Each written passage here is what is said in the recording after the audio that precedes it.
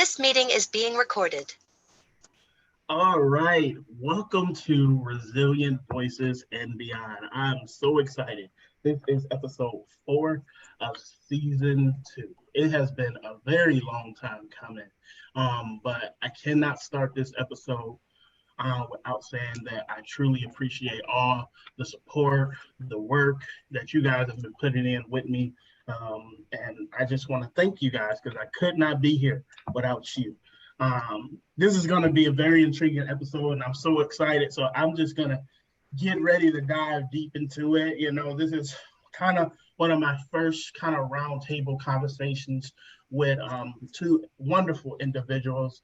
I'm going to have them start by introducing themselves. Deanna, if you don't mind, if you can give us, a brief introduction of yourself.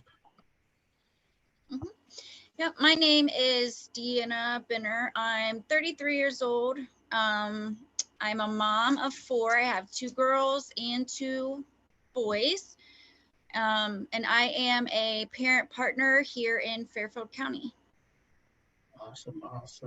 And Charisse? My name is Dr. Charisse Penn. I'm a native of Columbus, Ohio. I have 1 adult child. I have about 15 years plus of higher education experience and about 6 to 8 years experience in the nonprofit world. And I'm so glad to be here with you today, Michael. Thank you. So as you guys heard, 2 phenomenal women and experts in their field. So I'm excited, without further ado, just going in that same order. If you guys don't mind, kind of give me a little bit in depth of your experience and why you are here today, and walking me through that life experience.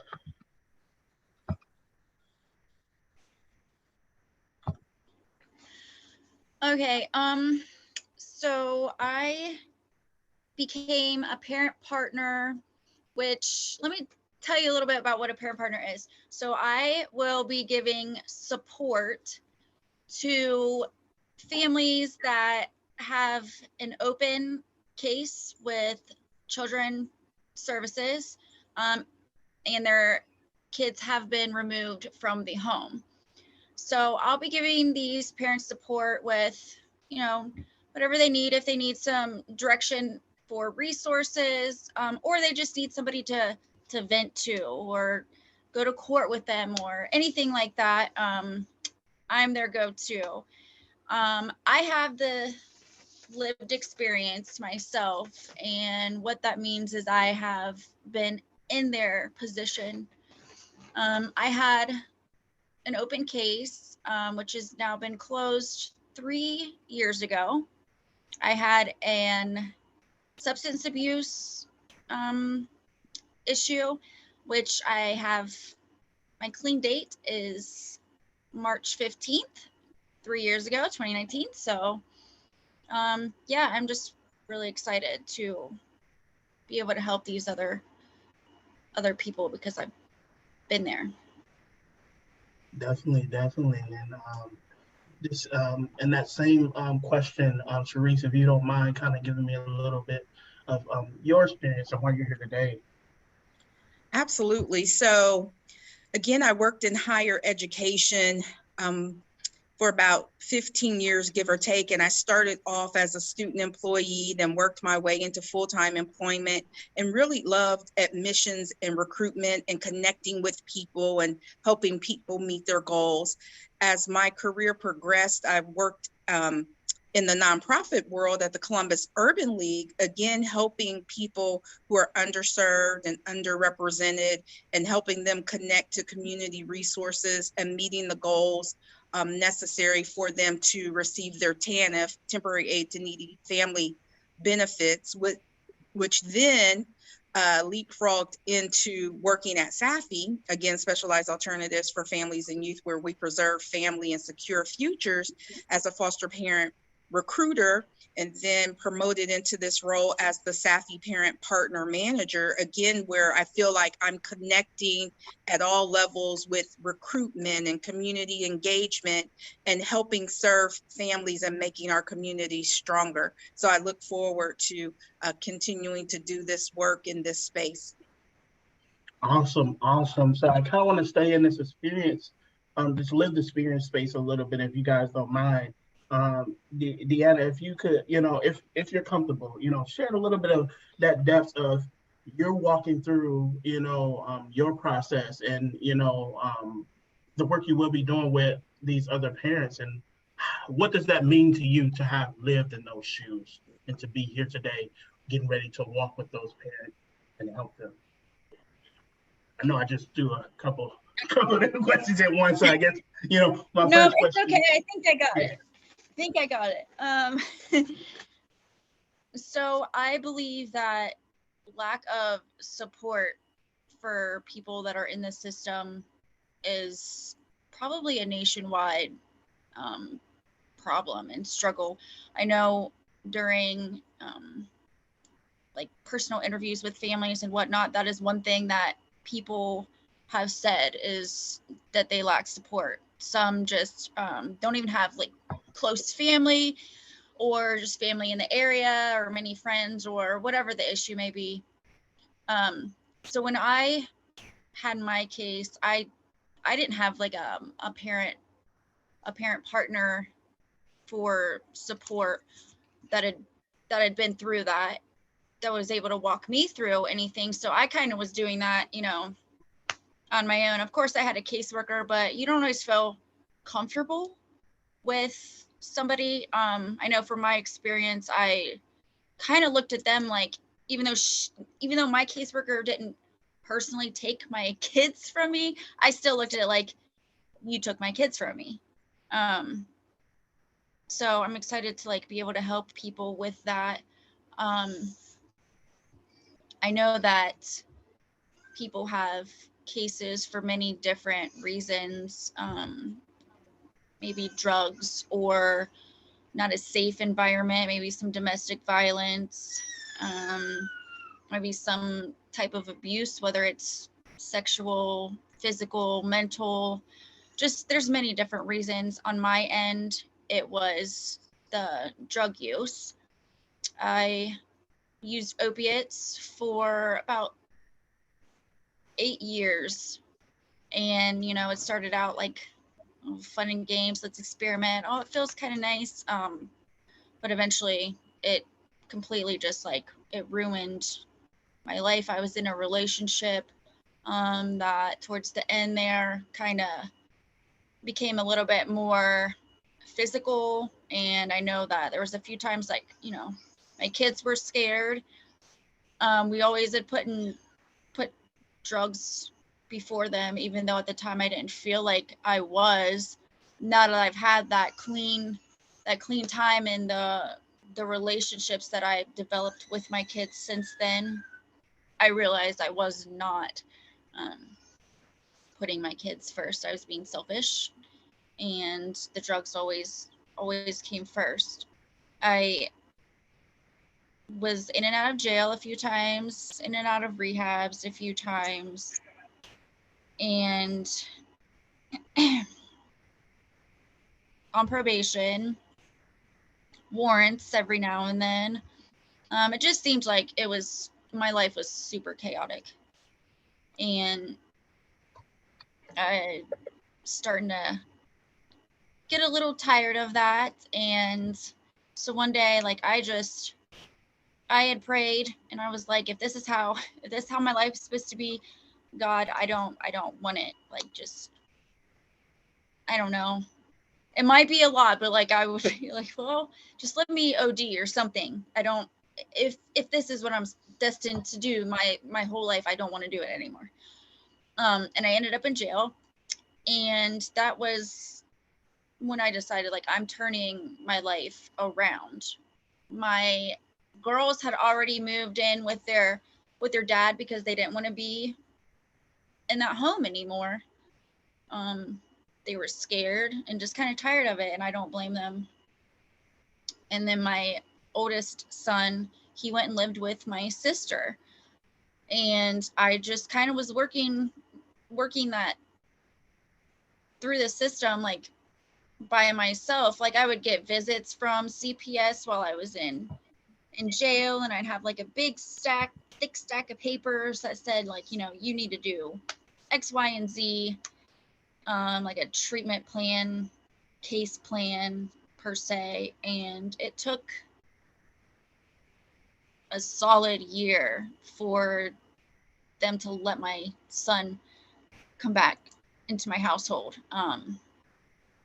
But I did my case plan like perfect to a T, all my drug screens. I never failed one. I made sure that I kept up with my counseling and any medication that I was supposed to take, or, because mental health does play a big role in that as well. Sorry about that. Yeah, so like I said, go ahead.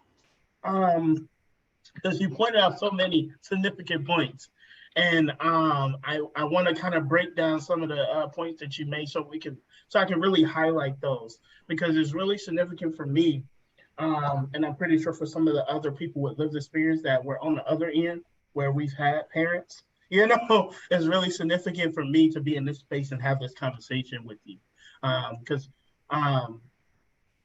who gets to have that conversation with their parent, and I truly appreciate you being vulnerable and sharing this.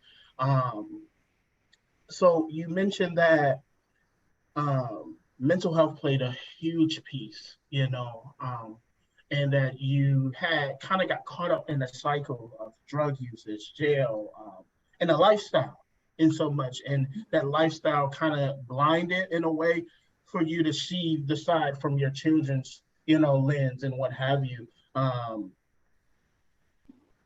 Do you remember any specific moment that was like, and I know you kind of highlighted when you got in jail, but what was it specifically about being in jail that time, that was like, I need to do better, or change, or I'm at a place of sick and tired, what could you explain that moment for me, and for the listeners?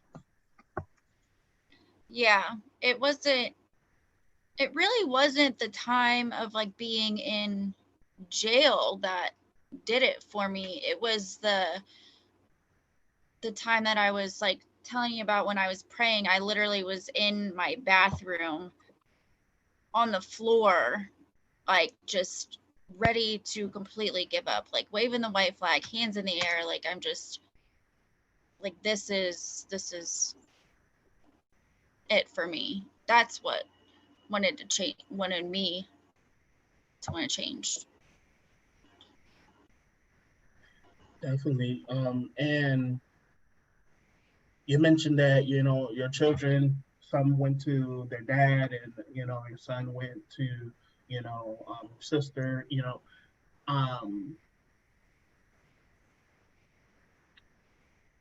I'm trying to figure out how to word this, in the right way.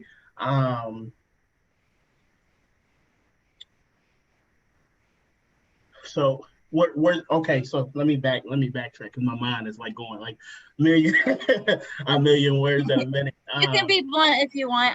I'm pretty blunt. If you can't word it right, so say it. Were your kids, removed by the court, or was it just family coming in like, we need to take the, were they removed through a court process, or how did that work? That is a good question, actually. So my girls wanted to go and stay with their dad, so I took them, and they stayed with him like probably 2 weeks before CPS had tried to get in touch with me. And so they were already there. I'm not exactly sure, like I'm not exactly sure how it would have worked if I wasn't in jail. I don't know if they would have like let them stay there while I was in, getting treatment or whatnot, or what. But I know that they were with my boyfriend. We lived with his grandpa, so he was still there, and his mother, and they were Braxton's is my son, my oldest son. So Braxton was staying there, and I had spoke with my sister on the phone and asked, would you be able to take him? I really don't want him in that environment. I mean, if I'm going to, get my life turned around and everything, like, I don't want him being involved with that, because my boyfriend's mom did drugs as well. Yeah, so that's how that happened. Regardless of whether they would have been able to stay if I wasn't in jail or not, situation was I was in jail, and they were, he was removed. So that definitely played a big role in me staying clean as well. Definitely. Determining, like, I can continue to do this, live this lifestyle out, but I won't have my kids, or I can get my crap together and be the mother that I know I was destined to be.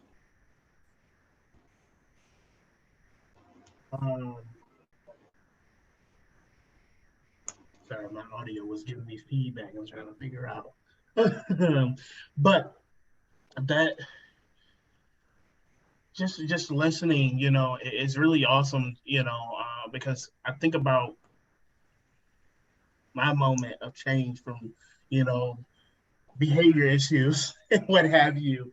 And really, just understanding that, it was multiple hands and me being in the system, and unfortunately, I have to take my piece of the pie, but I can't take on, my parents' piece of the pie and what have you. That's something they had to work on within themselves to be able to come back and be there with me if they so choose, and through that, I had a very significant moment, just like yourself, through prayer, and really working out some things, I just realized that I wanted to live a better lifestyle, and I didn't want to be part of that generational cycle and leading to that next pipeline, which was jail, which was prison for me, because it was, it's easy to fall prey to what the environment is set out before you, and seeing from a different lens, I can understand from a parent, something just like you said, something that was just fun, just, whatever motive that was, and then now it has a huge hold on your life and before you even know it. And now you have to work through that, and some people it's opiates, some people it's alcohol, some people it's other avenues. And I think just having the space to have that conversation for other people to hear is really important, to understand that you can find your way back, and you can connect back with your children,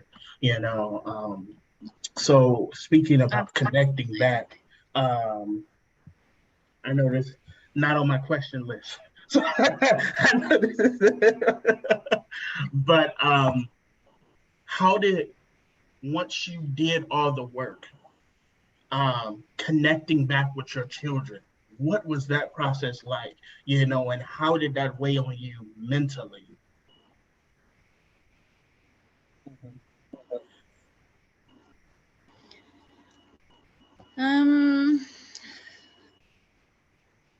Well, so my oldest, let's see, my oldest daughter, Madison, is 16 now, and Ava is 10. She's about to be 11. And with them being at their dad's and stuff, I was able to visit them and stuff throughout the case. So once it was done, I was hoping that they would come back, but I don't know. I don't know. That was a mess. But there was, on my end, like, an apology. I owed them an apology. And sometime as an adult and as a mother, it can be hard to apologize to, your kids and ask for forgiveness. I don't know why. I don't know if it's just maybe the age and just all these circumstances. But so I did. I had to. It was the right thing to do. So, you know, apologized, and we kind of started slow, you know, because they didn't know. There has been times before that where, you know, I would like have a little stint of not using, but then it was always falling back. So of course on their end, they were a little bit hesitant, like, am I actually going to stay clean this time, or is it going to be like last time? So that was a process, and that took a little bit of time, but we have a fantastic relationship now. My son Braxton, he was a little bit too young to quite understand what exactly was going on, but I did, you know, say, I'm sorry that you had to live with Aunt Ash. You don't have to no more. Like, you can be home. And that's just what his big concern was. I want to stay with you. I don't want to go back to my aunts. I want to stay with you, mommy. And then since then, I've added a little guy, Bentley, who is 2.5 now. That's And awesome. yeah, I kind of get that do-over chance with him, that I don't ever want to put him through anything that I put my other ones through. Can't take it back, but I can do better moving forward. I was on a listening session with NFYI the other day, and we got into a part of the conversation where we talked about how parenting was a life skill without a guide. You know, there's no straight and narrow way to be a parent. You know, it's kind of learning as you go. And unfortunately, we all are human beings trying to learn how to live life. And we make mistakes. We fall short. It's how we pick ourselves up, and how we move forward. You know, unfortunately, society has its own mastermind and has its own skew different things and stuff like that. And sometimes we get lost in trying to perform and perfect ourselves to what society's view is. But the thing is, you know, as a person with lived experience, you know, I commend you for the work that you have done, you know, and taking that step to understand that you needed to apologize, you know, even to your little one that he probably didn't even really understand, like, what are you apologizing for, Mom? Like, what are you talking about? Okay, can we go get ice cream or something? Like, what is you talking? Right, right. To hear that, kind of, it shows the growth and the work that you had to do to be where you are today. And I appreciate that. I kind of want to switch gears, bring you back into this, Charisse, mental health and working in this and seeing, this isn't, easy either, and sometimes it plays, a little part, on our hearts and on our minds, to be doing this work, whether you're social worker, social work manager, director, what have you, you still get affected as well, So how has that been with you in this field, and what tools have you used to manage, over time?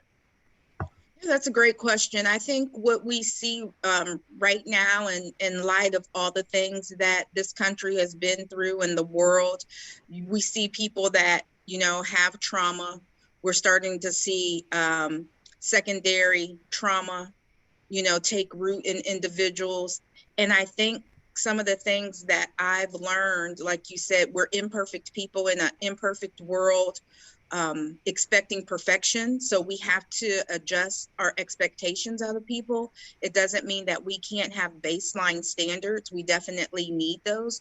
But sometimes, our standards can be too high or too low. So we have to make the modifications or adjustments where needed when it comes to working with individuals and meeting them right where they're at, not where we want them to be or where we're at, but right where they're at.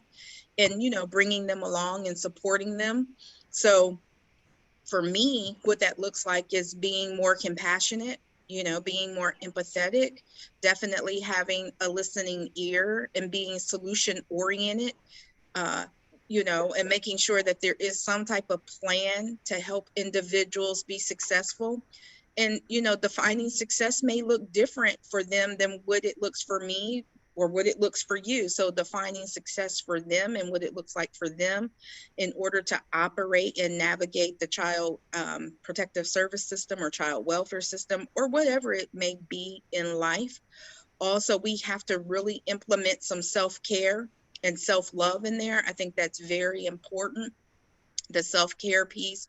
And again, self-care is going to look different for every single person. It could be being outside and, admiring the leaves changing colors, right? It could be taking a walk or exercising or, spending quality time with other people, but you have to have that self-care. And with self-care, I believe, comes self-love. So, us working on our esteem and dealing with any issues that we might have, whether that's working with a therapist, some type of clinician or pastor, or working with your friends or community partners to say, I need help, or I want to be a part of your community to help take care of myself and to help take care of others, I think is really important. But even bigger than that, I think if we can all walk in the grace of forgiveness, like Deanna mentioned, being able to address that, I wasn't in a good place, or I was in a bad place, or a place I didn't choose to be, however it came, but walking in for acknowledging, my missteps or misgivings or whatever that may be, and then asking for forgiveness. So I think if we can forgive others, that is huge as well, because that starts the healing process, forgiving, other people. So I don't think it's just one thing. I think it's doing a number of things throughout your journey in life. Definitely. So beautifully said. Wow. There's been so many conversations and things that are happening federally and different states and what have you surrounding, how can we preserve and prevent, when it comes to the aspect of families, when it comes to the aspect of individuals, how can we bring humanity back into human service, and be that village. Unfortunately, federal government and many experts and advocates have recognized that our systems can sometimes be very policing to the point where being poor, get your kids taken away, not having the right support and then having to unfortunately, this is not everyone's story, but not having the right support or medical support, having to depend on, substances. And then now you're addicted to those substances and all these different avenues. Like there's so many different things that lead to, children, being away from their parents. So, I know it's kind of hard in the aspect of child welfare to kind of be like, well, how do we look at all these different bullet points and try to help and support and what have you. I think, just having that frontline support initially, we may not be able to, pinpoint every one specific, issue or allegation that gets brought up through CPS or what have you. But what we can do is have the tools on the tool belt. So when it does happen, such as parent partner programs, such as peer support, and stuff like that, I find it to be greatly beneficial to, when someone gets into the system or what have you, okay, what's the situation? How can we help you, maintain keeping that, okay? It may seem like you're getting a little oversight right now, but, having that parent partner right beside you to walk through that and understand. And I completely agree with you, Deanna, that having someone with lived experience does not supplement with a caseworker. It does not, even from a person who was in foster care, and on the juvenile side, like a caseworker, if I had someone that, hey, I was in juvenile, or I was in foster care, look, you need to chill, stay low key, do you, if I had that person, I'm pretty sure it would have went very smooth, but more smoothly for me. I wouldn't have had to learn so many hard lessons, you know. But also it gives when a person is understanding their rights throughout these process, it helps them understand that a little bit better because when you're getting told that you kind of feel like, when you get told by a caseworker or whatever, you kind of feel like, what's the catch? Where you trying to get, is there a lie you're trying to get, and it's that narrative between the relationship between, I just put it plain out there that in America, there's this narrative that when CPS get involved, they're here to take my kids, and you are on defense from beginning, whether it may be something minor or it ain't nothing big, or if it is something big that you have done, you just on defense because you're like, I probably can't. You got the whole government on this side versus me. Yeah. So that's why I believe it's beneficial in incorporating like programs that are like this and what have you. But I want to hear from you guys in a more specific sense, to what you guys are doing, being at the ground level of this. Why is this significant and beneficial to you? I can start off. So just to give your listening audience some backdrop, back in 2019, between the months of June and September, Governor DeWine, who was the governor of the state of Ohio, went on a listening tour. So he traveled throughout the state, hearing from families in regards to what they were experiencing here in Ohio, serving our children. And out of that came the Ohio Governor's Children's Initiative, Children Services Transformation. And so he went around, and a lot of the families, whether they were a primary family, meaning a biological family, kinship family, or a resource family, which would mean a foster family or adoptive family, all basically were saying the same thing, that there was not enough support. So the committee came back after going on this listening tour along with the governor in 2020, November of 2020, with recommendations. And one of the recommendations was to expand access and services to parents. And through this, we have the Parent Partner Program. And so our goal is to, in the state of Ohio, is to have safe children, stable homes, and strong communities. Well, how do we do that? By preserving families and securing futures. Well, how do we do that? Well, the goal of the Parent Partner Program is two things. One is to increase parent reunification with their children and permanency, and two is to decrease the maltreatment or re-abuse or neglect of children. So those are our goals. So we want to take time to invest in our parents by offering services, training, and supports with peer partners or parent partners like Deanna, who will come alongside a family that currently has an open case where they can have the support that they need. So if Deanna would be requested to go to court with the family, she could do that. If they wanted resources to a food bank or to housing, she could be that conduit that could link those families with those services. Also, that family would have some type of care plan. Deanna can help walk them through their care plan to make sure that they're checking off all the boxes needed to reunify with their children, because she has that lived experience. So she can share her strategies, her tips, and her methodologies of how she made that happen for her. And maybe these families can help, can mirror some of those in their own instances.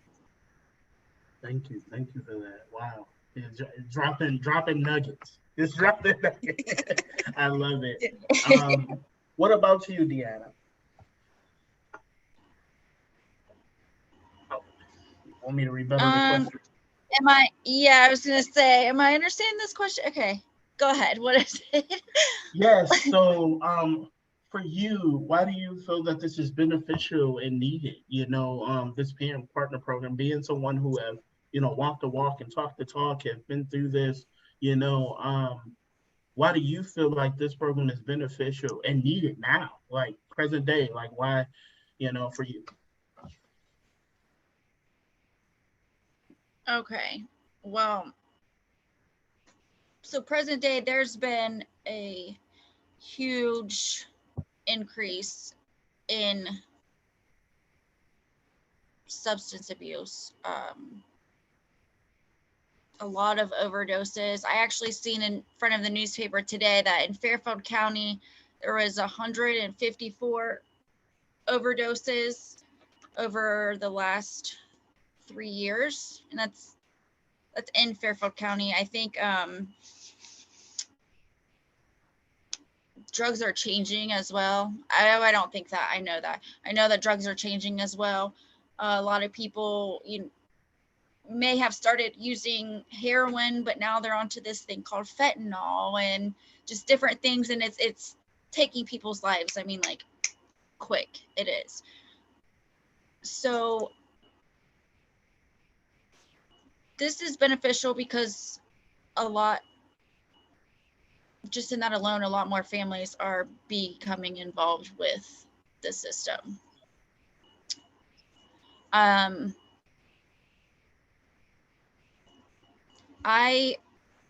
Fortunately, I did have support.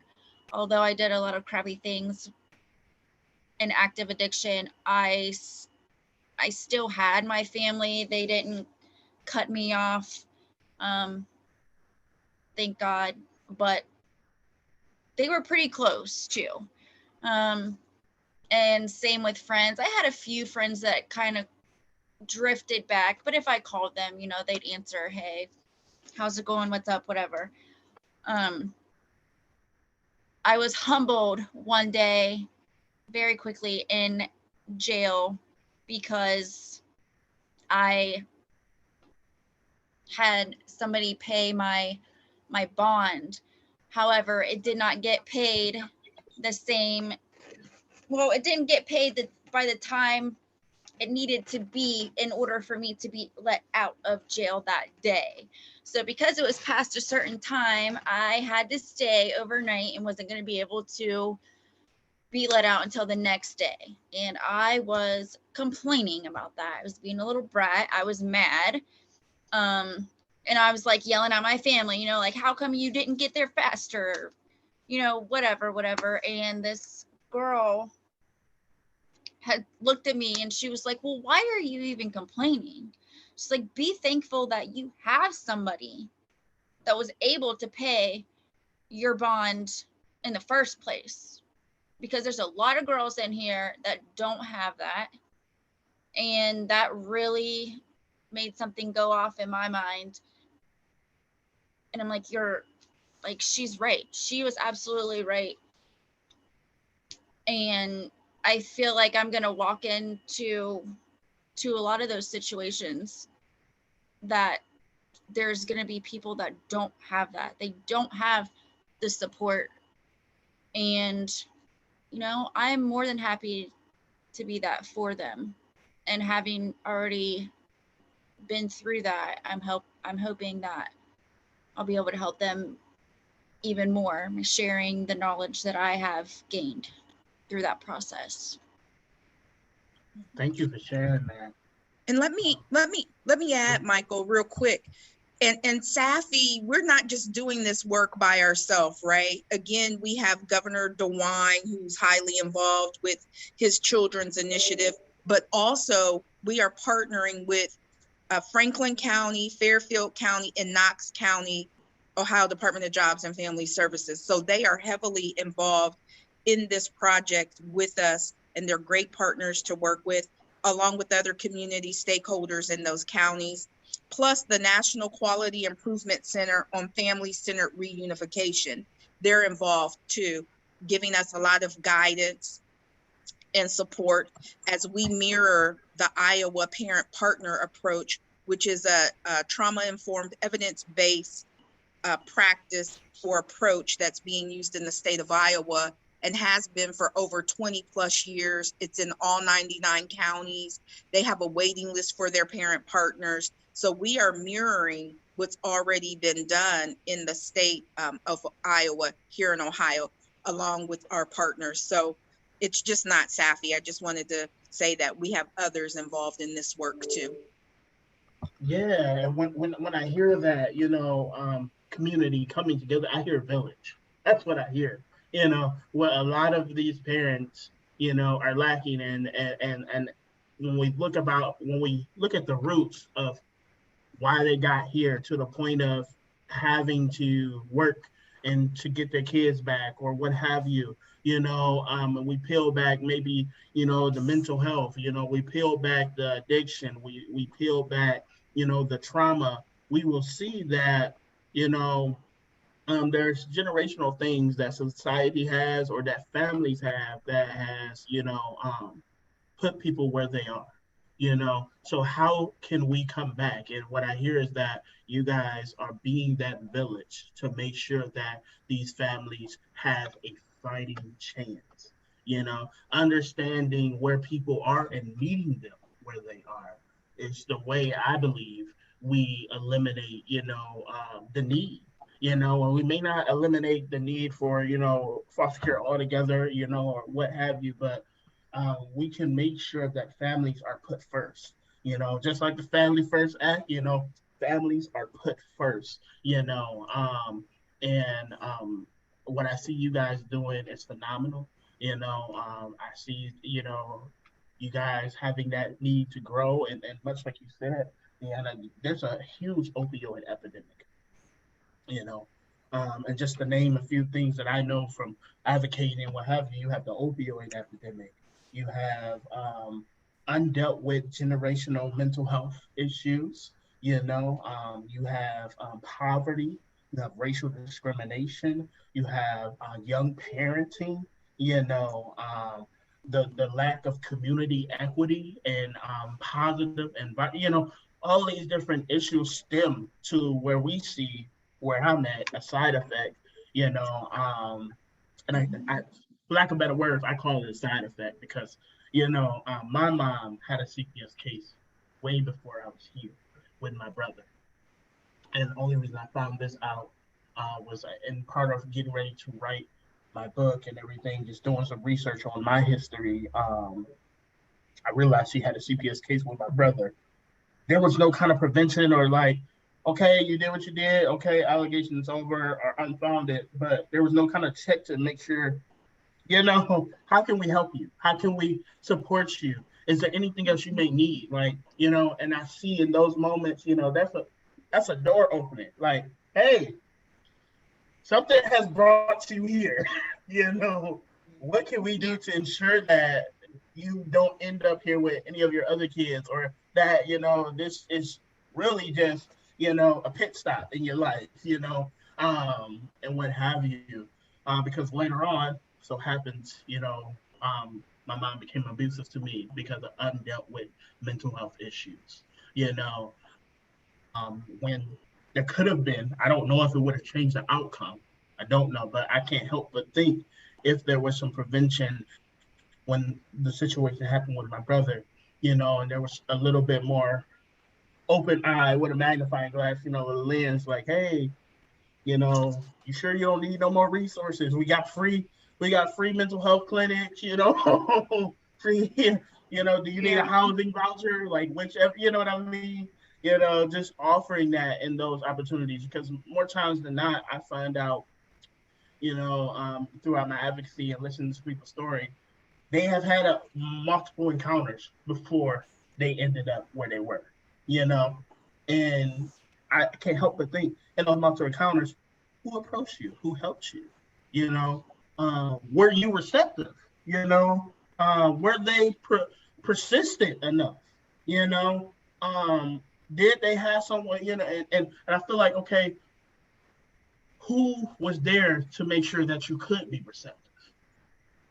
And that's where I see peer support. I see parent partners, because if we already know that there's stigmas and there's a huge narrative between parents and the system, we know that if a caseworker or a regular person, they're not gonna really, they hear you, but they don't really hear you, you know.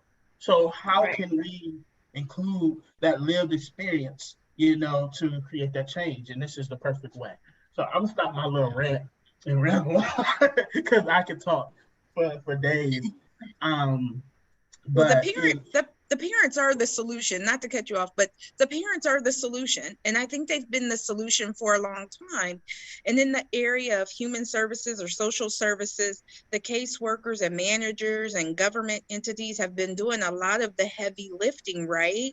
But I do think that one thing that COVID has brought to light was that we all do need each other, and you can't do all the heavy lifting by yourself all the time. And so now I think it took this for people to realize, and I know people have realized it even before COVID, that we really need to make great strides in this area, because the majority of children do want to be with their families. They really do. And the majority of parents don't wake up one morning and say, I want to be an addict, or I want to be an alcoholic, or I want to be a child abuser. They don't wake up with those things on their mind that they want to be that. Nobody does. So like you said, you know, coming together and working together collectively for the greater good of families can really change our counties around, in this state around, in our nation around. definitely, I couldn't put that any better way. Any better way. Um, Truly, it's been an honor. It's been an honor speaking with you guys. Like this is this. Thank you for, you know. This is really. I'm laughing. This is really just like a test to try to see how this would go. But you know, I definitely love the conversation. I learned a lot today. I learned a lot, you know, from both of you guys, and I can't, you know, say and speak highly enough that you know I appreciate your vulnerability, Deanna, and sharing that, you know, and more ways than not, you know, you know, I can see myself throughout this conversation, having this conversation with my mother, with my father, you know, and really just seeing from a healed place of my own, hearing from how it was like for you, you know, and Yeah. what was the work that you put in, you know, to be back there. Fortunately, that wasn't my story, but I know for someone listening to this, you know, that could have been theirs or it was, you know. Um, so it is very powerful, and I just want to thank you for that. Um, as I get ready to think about these last couple things from you guys, um, whoever want to start first, what advice, tips, tidbits, nuggets, words of wisdom would you like to leave here today? And whoever wants to start first. I would say don't give up and keep pushing forward.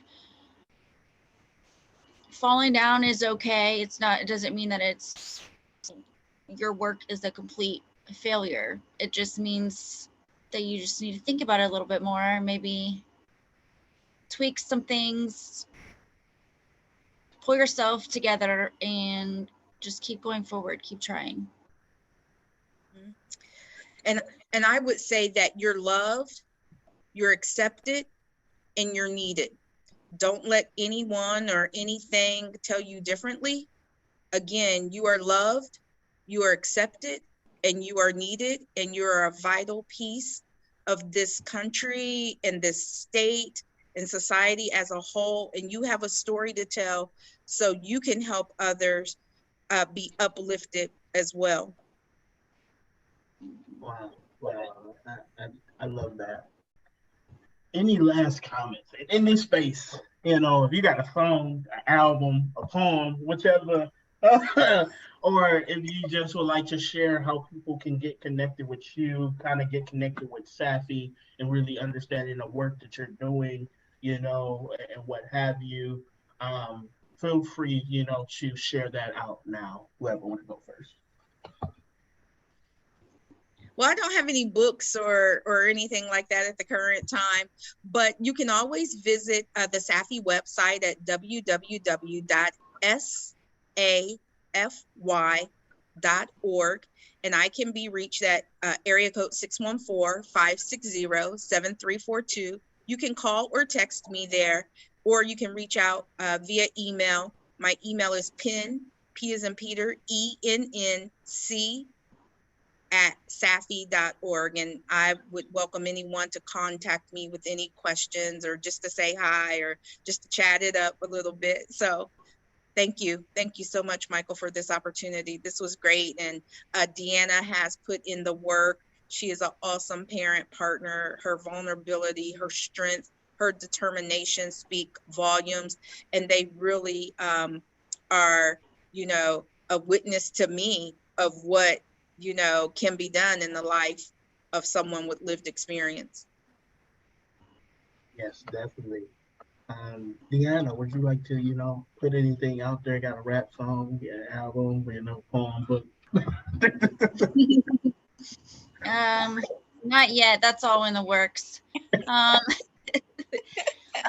would like to, I mentioned all my kids, but I would like to plug my boyfriend Josh in there too, because he has been an amazing partner and support for me.